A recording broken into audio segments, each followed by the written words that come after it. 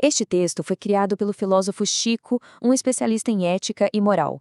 O título do texto é A Multiplicação de Éticas e a Grande Preguiça Intelectual do Nosso Tempo.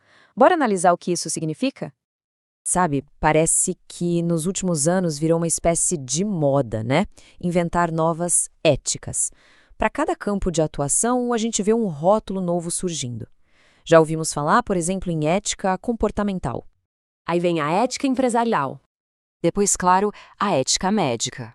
E a mais novinha da turma, a ética da inteligência artificial. E tem até a tal da ética do compliance.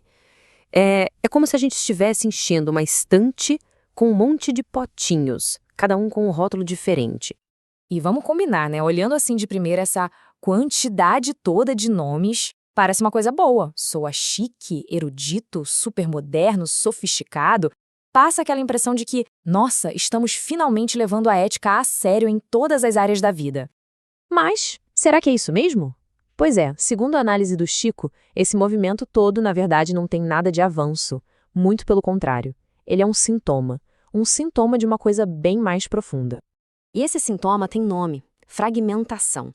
Essa tendência de tirar a ética daquele lugar grandão, universal, que é a busca pelo bem comum, e colocar ela em caixinhas. Sabe? Caixinhas menores, mais confortáveis, mais fáceis de lidar. Porque a verdade é que estudar a ética de verdade, a fundo, dá trabalho, exige rigor, causa um certo desconforto. Então parece que muita gente prefere criar uma versão mais customizada. Então, aqui está o ponto central da coisa toda. O que deveria ser simplesmente a aplicação da ética num campo específico, de repente ganha o rótulo de uma nova ética. O que era para ser uma reflexão profunda vira um checklist de regras. E aquilo que é universal acaba virando um nicho. Vamos ver uns exemplos práticos para ficar mais claro. Pensa na tal da ética empresarial. Na grande maioria das vezes, quando se fala nisso, o que está em jogo são regras. Regras internas de uma empresa. A mesma coisa acontece com a chamada ética médica.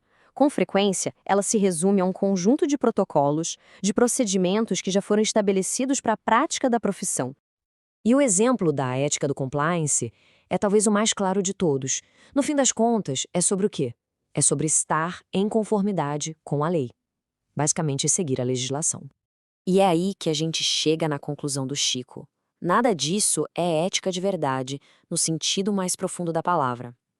O que elas são, na verdade, são moralidades setoriais, ou seja, são conjuntos de regras que são sim úteis, são válidas, mas são limitadas, elas só funcionam dentro daquele contexto específico. Porque a ética, de verdade, a única que existe, a universal, ela faz uma pergunta bem mais ampla e bem mais desconfortável, que é a seguinte: qual é o bem possível quando eu levo em conta todo mundo, inclusive quem não se parece comigo, quem não pensa como eu, quem não é da minha bolha? Pois é, e a resposta é meio óbvia, né? Uma pergunta dessas é grande demais. Ela vai muito além de qualquer profissão, de qualquer setor ou agenda específica. Ela simplesmente não cabe dentro de um departamento. E olha, essa confusão toda não é só um erro de conceito, não. Chamar essas moralidades de setor de ética acaba trazendo consequências bem sérias.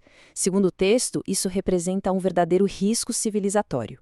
Um risco, mas por quê? Bom, porque em vez da gente formar uma consciência ética de verdade, uma consciência ampla, a gente acaba criando especialistas das regras da sua própria bolha. A gente começa a pensar no procedimento e esquece do humano. A gente olha para a norma e deixa de olhar para o outro. E a raiz disso tudo, lá no fundo, é uma recusa bem simples. A recusa em admitir que a gente não sabe das coisas. Na nossa cultura, falar eu não sei soa quase como uma ofensa, né? Mas na verdade deveria ser justamente o ponto de partida para qualquer evolução. E essa ideia toda nos leva a uma citação do José Saramago, que o Chico usa para fechar o argumento dele de forma brilhante. Saramago disse o seguinte: a única evolução humana possível é a evolução ética. O resto é acumular bens. E aqui chegamos no ponto crucial. Enquanto a gente está tão ocupado construindo essas caixinhas de ética fáceis de gerenciar, a gente está perdendo de vista a única coisa que realmente poderia nos ajudar a evoluir como seres humanos. E como diz o Chico, estamos sim falando de ética e moral. Se você quer que o Chico comente sobre isso, é só pedir. Ele terá prazer em responder.